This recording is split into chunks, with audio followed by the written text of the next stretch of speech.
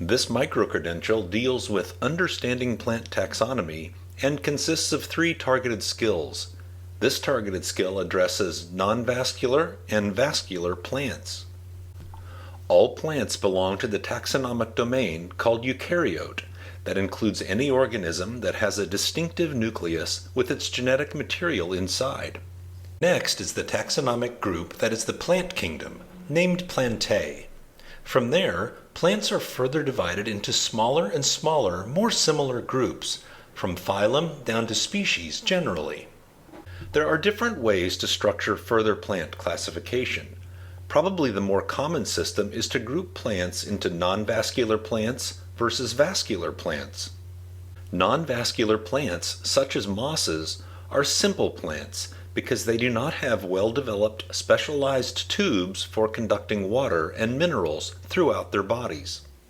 They lack true roots, stems, and leaves, and so they tend to be small in size and grow close to the ground, mostly in shady, moist areas.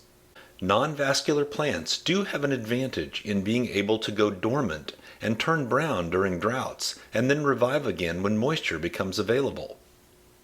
However, non-vascular plants usually require water for reproduction.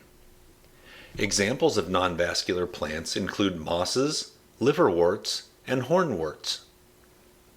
On the other hand, vascular plants are more complex plants because they do have specialized tissues or tubes for conducting water and minerals throughout their bodies. Water is not necessary for their reproduction. However, they generally cannot survive very long without water during drier weather conditions. Vascular plants make up the majority of plants on land because they have true roots, stems, and leaves.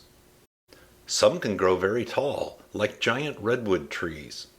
Vascular plants can be divided into 3 basic groups: ferns, gymnosperms, and angiosperms.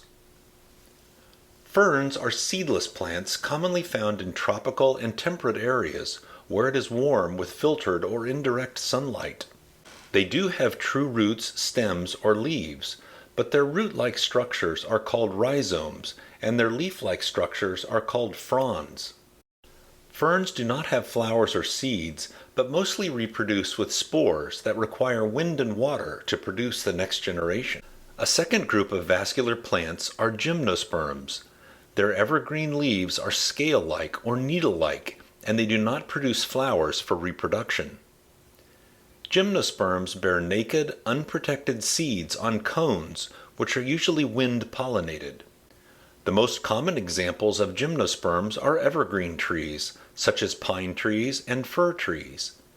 They do not drop their needles each autumn like angiosperm tree leaves do. The tallest gymnosperm trees are the sequoias, like this one that a car can actually drive through. Gymnosperm wood, like pine tree wood seen here, is softwood in comparison to angiosperm wood. Cycads are also examples of other gymnosperms that were dominant during the dinosaur age, but are less prevalent today in comparison to angiosperms.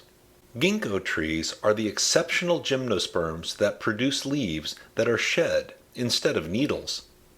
A third group of vascular plants are the angiosperms. They are the flowering plants that have leaves instead of needles. Angiosperms do not produce cones, but instead produce flowers that are mostly pollinated by insects.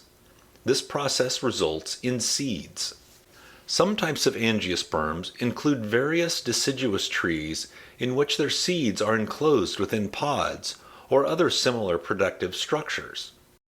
Angiosperm seeds are protected within a covering, such as a fruit, unlike the gymnosperm seeds that are unprotected on cones. Although it may not look like the fruit that you are familiar with, the acorn from an oak tree is a fruit that is protecting the seed inside. Grasses and grains also have seeds protected within their fruit that are really pods, a different kind of fruit.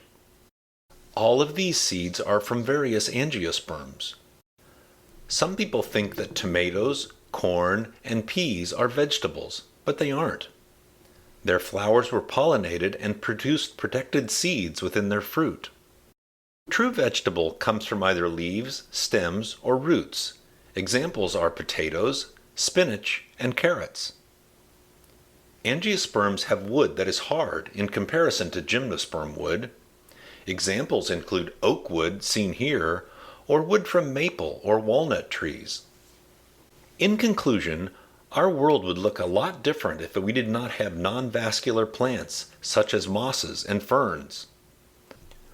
Also, we would not have wood to build our houses, or have much of the food that organisms eat without vascular plants. Without these important plants, our world would not be as beautiful or be able to support animal life, including ourselves.